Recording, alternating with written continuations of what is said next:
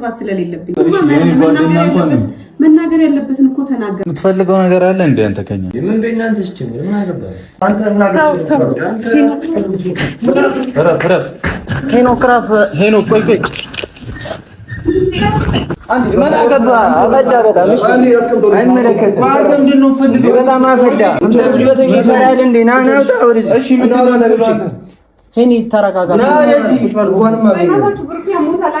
ያውራኝ እሱ። እሺ እዚህ ቤት አለመምጣታችን ያውራኝ እሱን ያውራኝ አለ እና ሰላም መጣ እኮ ነው። ምን አገባህ አንተ? ምን አገባህ? ፈዳው ምን አገባህ? አንተ ቤት እኮ አይደለም። ለምን አባህ እነሱ አይጠይቁኝም እንዴ? ምን አገባህ? ምን አገባህ? አዎ ምን አገባህ ነው እዚህ ና እና አውራኝ። አንተ ለምን አውራኝ?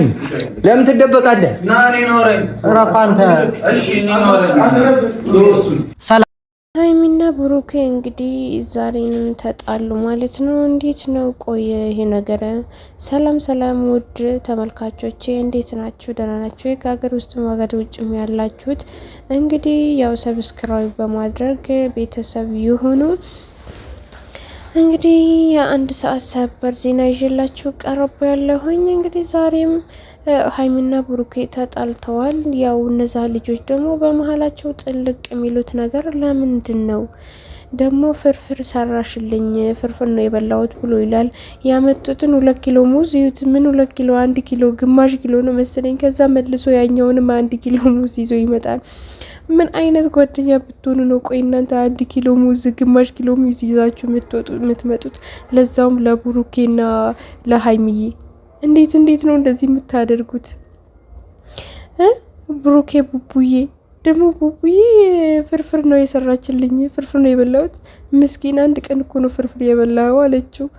ኧረ ለምንድን ነው እንደዚህ የምታደርጉት እናንተ ቤተሰብ? ምን ሆናችሁ ነው? ያኛው ጨበሬው ልጅ ደግሞ ምን አባቱ ነው የሚሆነው?